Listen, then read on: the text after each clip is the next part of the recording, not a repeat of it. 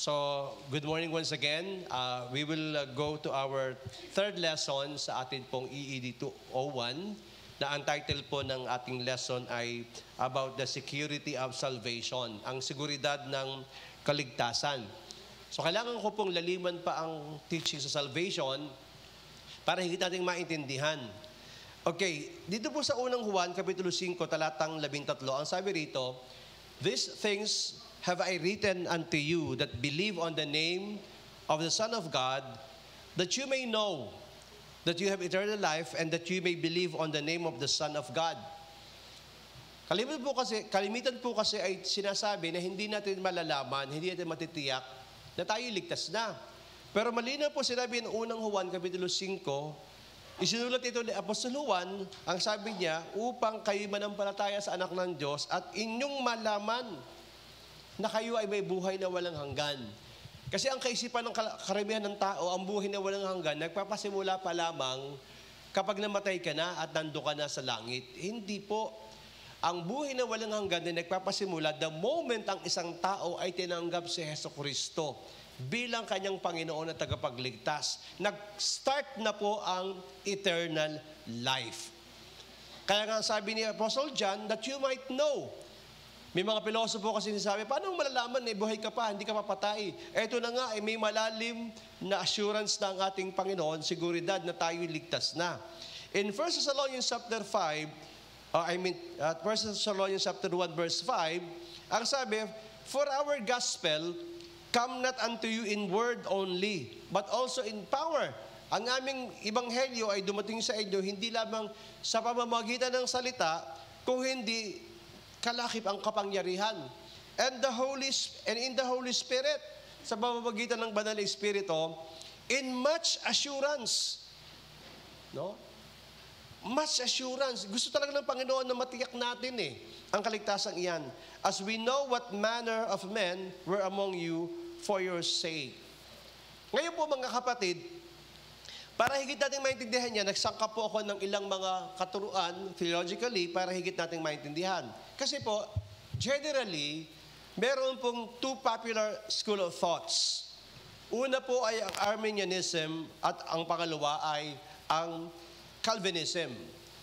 Ang Arminianism po, hollow po yan dahil ang nag-champion po yan ay si Jacob Arminius. Kaya tinawag siyang Arminianism. Ano po ang paniniwala ng Arminianism? Ito daw po ay belief, pananampalataya o paniniwala that God elected the people because He saw ahead of time that they would faith and that they had faith and that Christ died for all people, making salvation possible for all people. This would mean it is the person's will, not God's, which decide if the person shall be saved or not.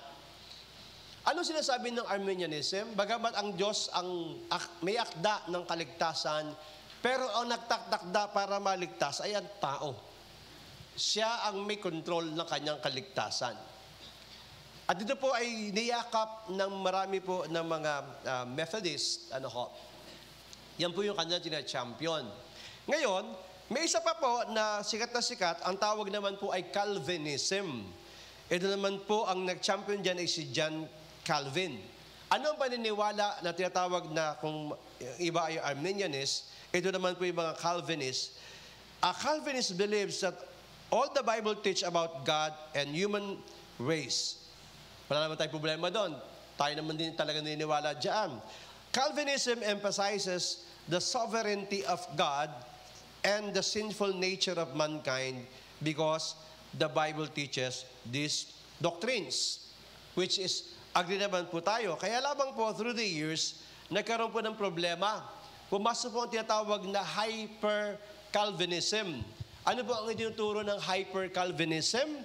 Ang itinuturo po niya, dahil ang Diyos ang siyang pumili ng mga maliligtas ng mga tao ng kanyang bayan para sa kanyang sarili, ang sabi, there is no need to preach the gospel to the unconverted.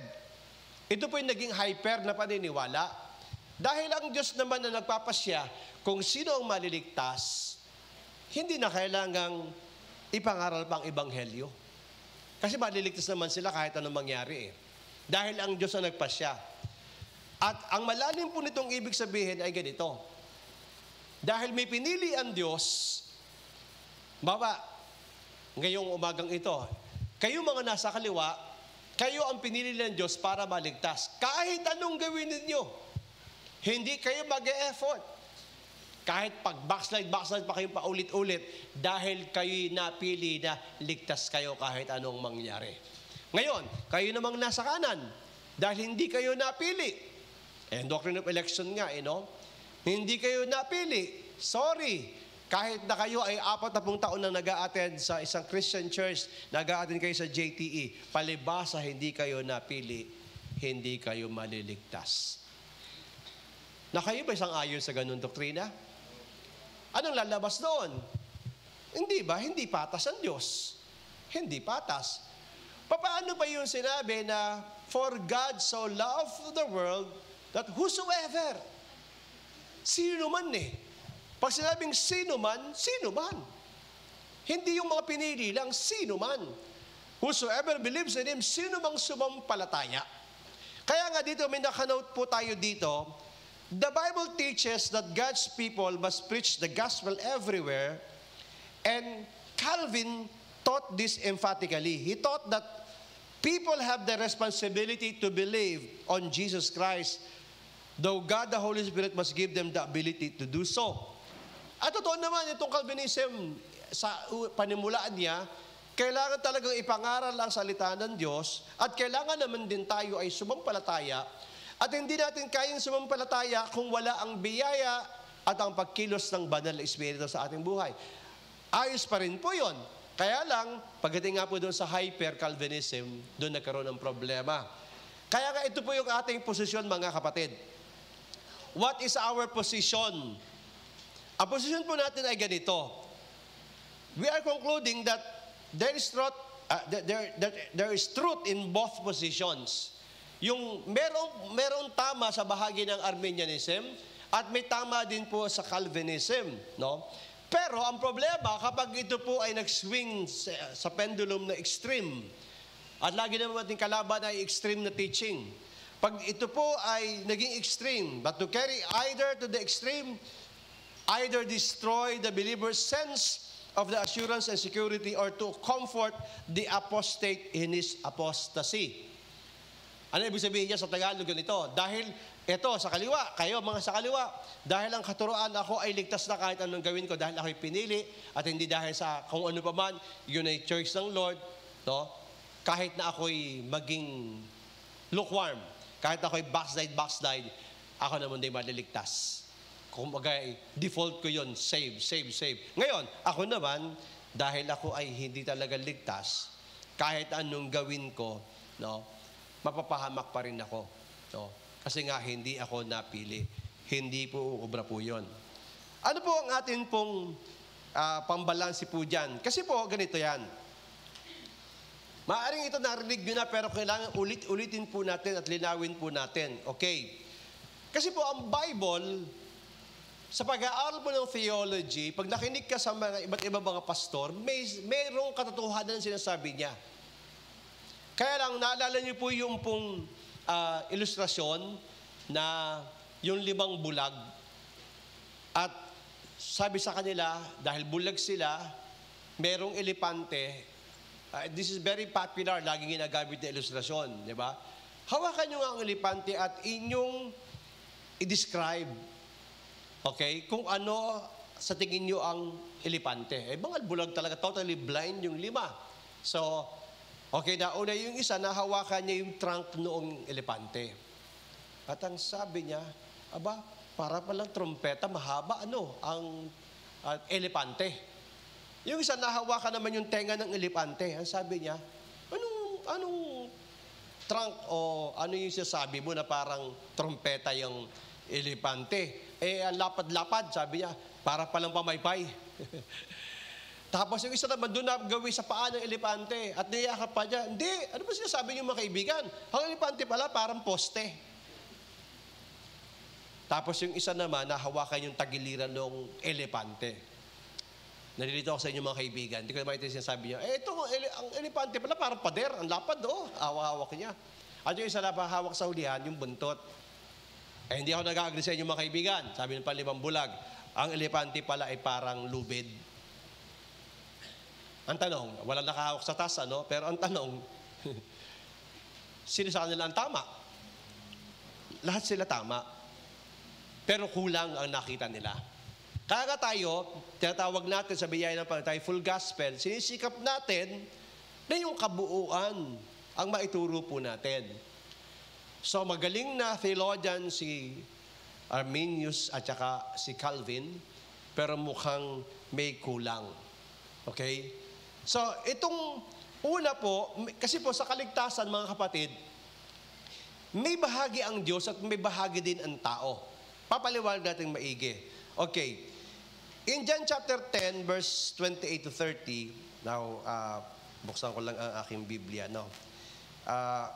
John chapter 10, verse 28 to 30, Diyan po ay, di ba, yung chapter na yan ay tungkol sa sinasabi ng ating Panginoong Jesucristo na siya ang mabuting tupa, ang mabuting apostol sa mga tupa. Okay. Now, in verse 28 of John chapter 10, yung sinabi niya na He's the good shepherd, tapos sinabi niya na I and my Father are one. Pagdating sa verse 28, sabi niya, I give them eternal life, and they will never perish, and no one will snatch them out of my hand. My Father who has given them to me is greater than all, and no one is able to snatch them out of the Father's hand. I and the Father are one. Ang argumento nila dito, yung sinabi kasi na walang makakapaagaw sa kanila sa kamay ng aking Ama. Kaya yun yung sasabi ng assurance. Kapag ikaw ay naligtas na at ikaw ay piniling ligtas, hindi ka na kayang agawin sa kamay ng Ama. Kaya lamang, hindi natin pwedeng isang talata lang ang pagbasihan. Dapat pagbasihan natin ang kabuuan ng kapahayagan ng Biblia. Kasi kung doon lamang tayo mga hawak sa talatang yan, inaalis natin ang katotohanan na sinasabi ng salita ng Diyos na tayo ay may free will. At alam natin yan, lalo yung matatagal ng Kristiyano, alam natin na authentic, isang malaking debate kasi, totoo ba na na-save si Judas? Yan, malalim na debate yan sa Bible school. No, kasi nga yung doctrine kasi ng Calvinism and Arminianism. Sabi ng mga Calvinist, hindi siya na-save. Hindi totoo siya na-save. Pero, mga kapatid, nagkamali ba ang Panginoon na siya hinirang bilang apostol? Kasi ang kanilang katwiran doon, ay kasi papel lang ni Judas yun eh. Kaya hindi siya totoong na-save. Pero, alam nyo, nung gumagawa ng himala ang mga apostoles, kasama si Judas doon sa gumagawa ng signs and wonders. Alam natin na siya ay nakaranas talaga ng salvation. Alam natin po yun. Pinagkatiwalaan pa nga siya ng isang maselang ministry. Siya nga naging treasurer eh. Mabigat po ministry yan. Kay Avig, mabigat po yun. No? Pinagkatiwalaan siya. Kaya sabi nila, kaya ang Calvinist, ang kanilang stand doon, hindi totoong na-born again si Judas. At ganun din naman ngayon.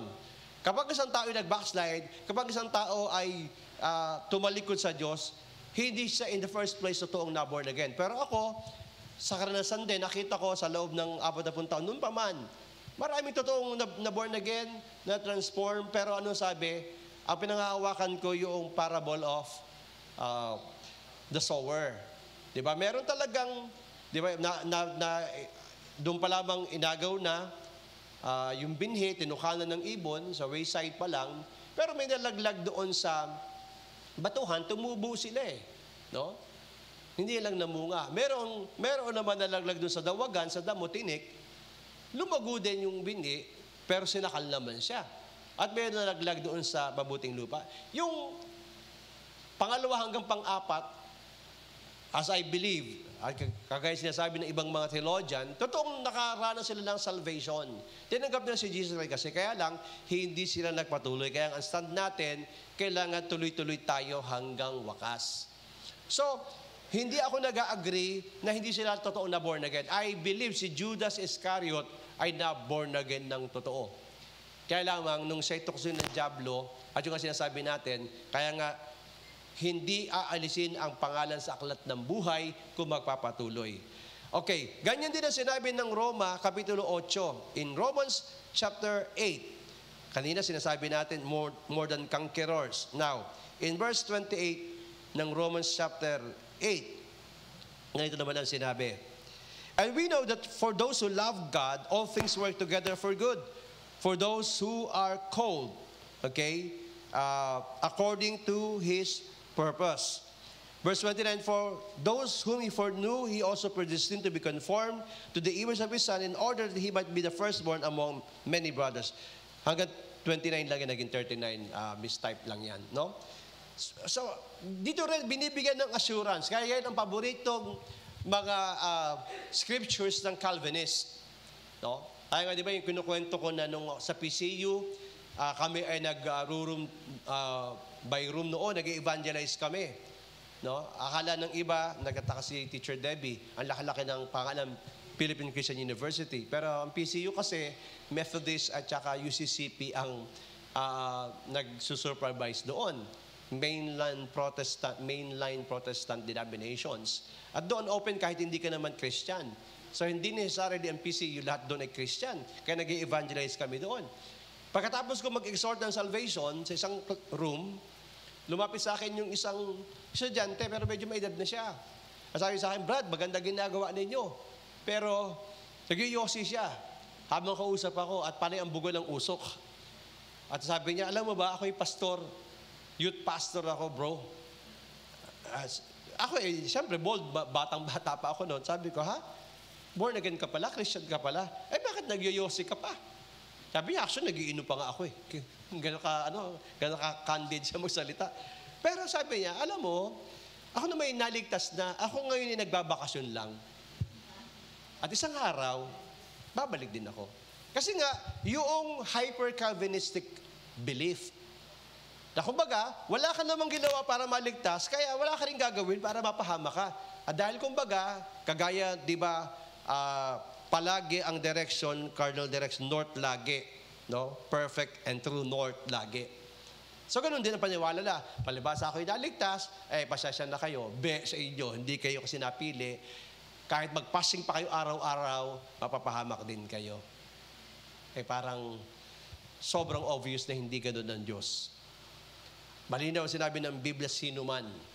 Binibigyan ng Panginoon ang lahat ng tao ng fair chance. I believe, kilala ng Diyos talaga sino maliligtas kasi may foreknowledge siya eh. Alam mo na, sabi nga ng Biblia, bago pa nga nalalang ang mundo, nakatakda ng mamatay ang Panginoong Kristo sa krus ng Kalbaryo. Can you imagine that?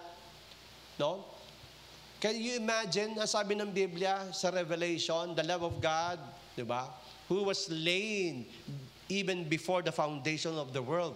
Hindi pa nga nililika ang mundo, at di ba, nauna pa nga nililika ang mundo bago si Adan, hindi pa nga nililika ang mundo, nakaplano na sa kalangian yung contingency plan ng Diyos, nakatakda ng mamatay ang kordero ng Diyos. Hindi pa nga nilalang ang tao. Ganun ang Diyos natin. Pero hindi ibig sabihin, because of the foreknowledge, siya magdidikta. Hindi. Iginagalang ng Panginoon ang pagpapasya natin. Kaya nga, may bahagi ang tao. No? Sa kaligtasan, ano ang bahagi natin? Let's read 2 Thessalonians chapter 2. Okay. In chapter 2, mula talatang 3. Okay. Sabi ng 2 Thessalonians, dinidiscuss dito yung the great falling away. Ang prophecy kasi ng Bible sa mga huling araw, marami ang tatalikod. Okay, let's read. Sa ESV, 2 Thessalonians chapter 2 verse 3. Let no one deceive you in any way. Huwag kayong padadaya sa anumang pamamaraan. At itong pinag-uusapan po dito ay yung muling pagbabalik ng Panginoon sa Kristo. Sabi dito, for that day will not come. The day of the Lord, ang araw ng muling pagbalik ng Panginoon, hindi darating unless, ito yung mga palatandaan sabi ni Paul, unless the rebellion comes first. Mauna ang rebellion. And the man of lawlessness is revealed, the son of destruction. Okay. So anong sinasabi diyan? Yung rebelyong sinasabi diyan, yung sino magre-rebelde. Hindi na ito si Satan at saka mga anghel niya kasi tapos na yun eh. Ang rebellion na sinasabi diyan o falling away sa ibang version, ibig sabihin, kaya sila nag-fall, kaya sila nahulog, kasi nandoon na sila. Kaya sila ma-unsaved, kasi nga, dati silang saved. Sila'y nakakilala na, pero sila'y tatalikod. Paano tatalikod ang hindi pa naman nakakilala? Yun po yung argumento dyan eh. Hindi pwedeng tumalikod sa Panginoon ang hindi pa nakakakilala sa Kanya. Kaya yun ang mangyayari. Malinaw sinabi ni Pablo sa mga taga-Thessalonica at kahit sa atin din ngayon, ang isang palatandaan bago bumalik ang Panginoon sa Kristo, mahahayag muna ang Antikristo at kasabay noon, marami ang tatalikod sa pananampalataya. At ngayon pa lang marami na. Napakarami ng tumatalikod sa pananampalataya. Lalo sa Amerika, narinig natin, mga dating worship leaders, anointed. Ang gaganda ng mga na-compose nila. Pero bakit nagbabackslide? No, nire-renounce nila ang faith in Christ because it has been prophesied. Now, ang tanong doon, kung sila ay nagbabackslide, kaya ibig ba sabihin, hindi sila na-save? I doubt it. Kasi ginamit sila ng ating Panginoon eh. Maraming na-bless, maraming na-save, maraming na-pospos sa ministry na mga pastor pa nga nagbabackslide. So, ibig sabihin, hindi na-save yan. Ba't ginamit ng Panginoon? Alam naman natin na hindi pwedeng puspusin ng Banal na Espiritu ang maruming sisidlan. They repented. Kaya lang, hindi sila nanatili sa kalalagayang yon. Why? Because, ang sabi ng Santiago in the book of James, chapter 1, verse 13 hanggang 15. Okay, let's read James chapter 1. Ang sabi dito, let no one say when he is tempted, I am being tempted by God. Huwag daw sabihin ni numan na kapag siya'y tinutukso o sinusubukan, no, siya ay tinutukso ng Diyos. For God cannot be tempted with evil. Hindi pwedeng matukso ang Diyos ng kasamaan. And He Himself tempts no one. Ang sabi ng verse 14, but each person is tempted when he is lured and enticed by his own desire. Sabi ng verse 15, then desire, when it has conceived, gives birth to sin, and sin, when it is fully grown, brings forth death. Huwag daw natin isisi sa Panginoon kapag isang tao ay nahulog sa kasalanan. Bakit siya nahulog sa kasalanan? Sapagkat kapag siya'y bumigay sa mga pagtukso, pag siya'y bumigay sa mga gawa ng kaaway. Sabi nga ng isang pastor na ko minsan, bakit tinawag na World Wide Web, WWW? What is a web? No, yun ang insight niya, yun na-receive niya sa Panginoon.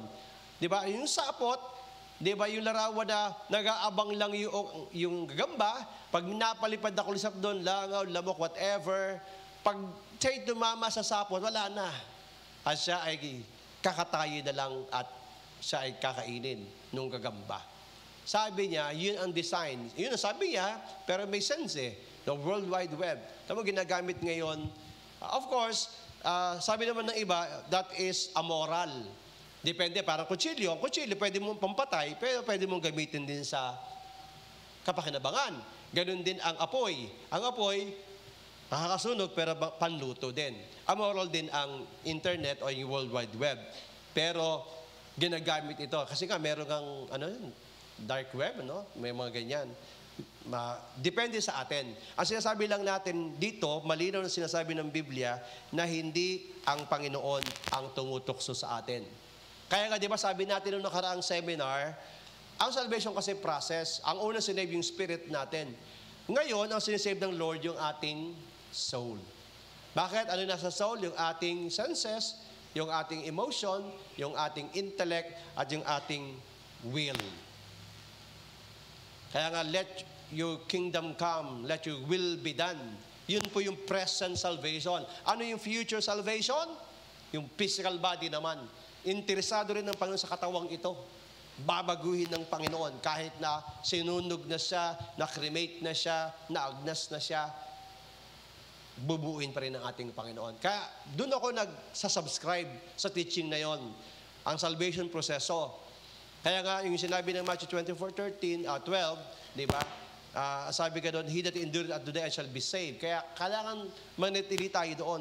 Kaya pinapasakop natin palagi ang ating kalooban sa ating Panginoon. Now, isa pa, sa Philippians chapter 2, hindi natin buksan, nakalagay naman dyan, di ba? Sa verse 12, anong sabi? Work out your salvation. No? Work out your salvation. Ito yung pinakamagandang pambalanse sa lahat sa pinag-uusapan natin. Sa Philippians chapter 2, sa verse 12 and verse 13, basahin na nga natin ang buo. Malapit na tayo matapos. Ano sabi? Okay. Therefore, sabi ni Pablo sa mga taga-Pilipos, therefore, my beloved, as you have always obeyed, so now, not only in my presence, but much more in my absence. Sabi niya, magpatuloy kayong sumunod sa kalooban ng Panginoon sa salita ng Diyos. Hindi lamang pag nandyan ako, sa presensya ko, ngunit higit pa kapag wala ako. Diba? Kahit wala ako. Sabi niya, ano sabi niya? Work out your salvation with fear and trembling. That word, work out. Hindi ibig sabihin ng salvation ay by works. Hindi yan ang ibig sabihin natin. Malinaw sinabi ni Ephesians 2:8 and 9 and Titus 3:5. Salvation is by grace through faith. Not by your own selves. Not by good works. Diba? Ito'y biyaya eh. Biyaya. Biyaya. Bakit sabi dito, work out your own salvation? Ang ibig sabihin niyan, dito natin ibabalanse yung sinasabi ng Santiago sa chapter 2, na faith without works is dead.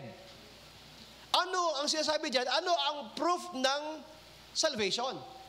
Paano kung nasabing ako ay na-save na, pero hindi pa rin tumitigil sa aking bisyo? Nabubuhay pa rin ako sa kasalanan. Save ba ako? Hindi eh. Malinaw sinabi ng 1 John 5:11-13.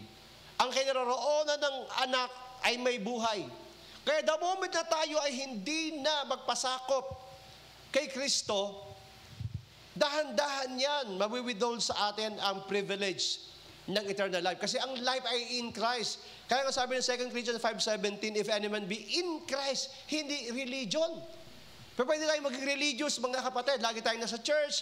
Yung sinasabi ni Pastor Glenn, puspos tayo sa loob ng church, pero sa labas, hindi. Hindi dapat. Dapat higit tayong puspos pag wala tayo sa loob ng church building. Kasi ang ating kapunuan, ang ating, fulfillment, satisfaction, and adequacy is in Christ. Kaya, ang ibig sabihin ng work out your own salvation, kaya na pagkapaliwanag ko, yung sinabi ng isang pastor na pareho lang ang muscle nila, ni Arnold Schwarzenegger. Tawanan yung mga membro. Ba't nagtawanan? Sabi niya, ibig sabihin, pareho lang ang number ng aming muscle, ng aming muscles. Kaya lang si Arnold nag-workout. Kaya na-develop yung muscle niya, ang lalaki ng muscle. Kaya nakikita yung mga bodybuilder, gaganyan, lalaki. Lalaki ng pati dito, may muscle pa di ba? Kasi nag-workout sila.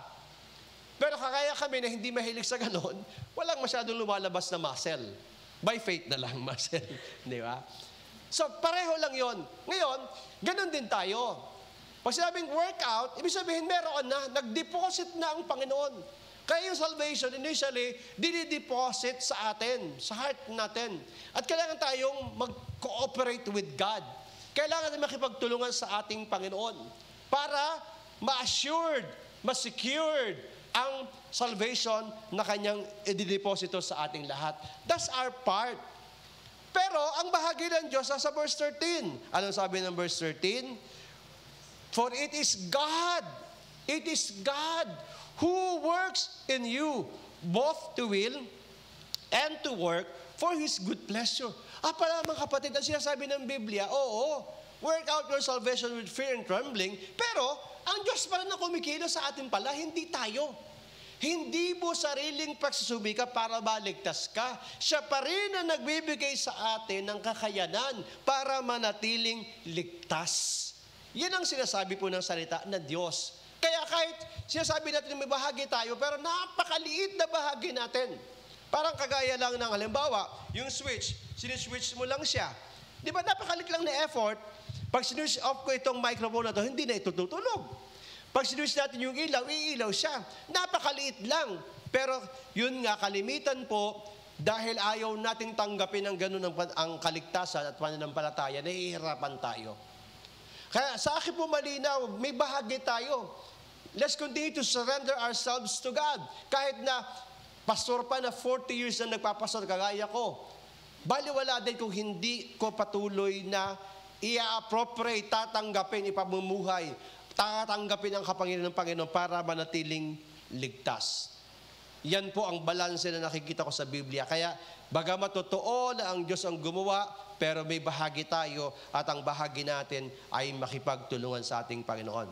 Now, sabi po ni Ryrie, isang kilalang theologian at meron po tinatawag na Ryrie Study Bible, sabi po niya ay ganito: balance is the great need in considering this doctrine.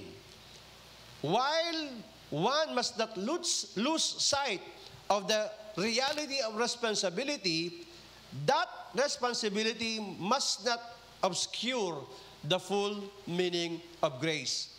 God originated His plan of salvation and based it entirely on grace, yet man is entirely responsible for acceptance or rejection of God's grace. I think it's very, very clear.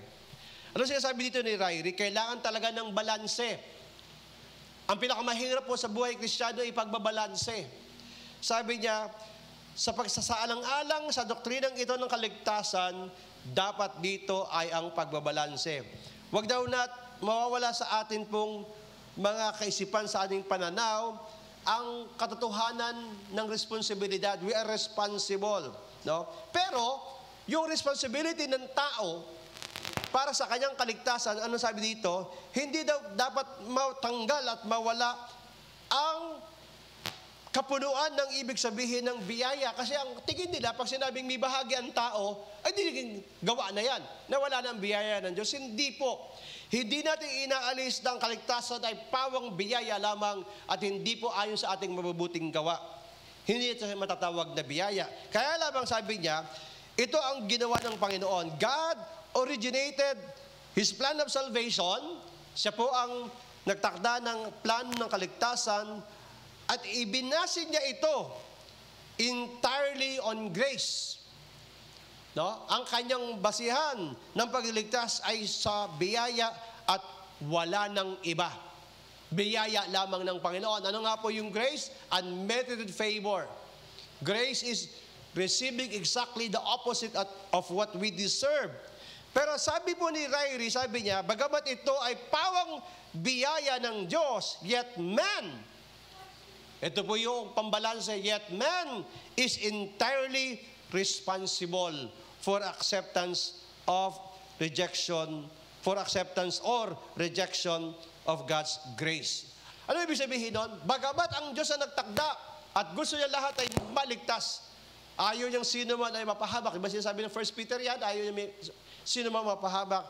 Pero hindi nawawala ang katotohanan na tayong may pananagutan kung tatanggapin natin o tatanggihan natin ang biyaya ng Diyos. Kaya, accountable pa rin tayo. Accountable pa rin tayo.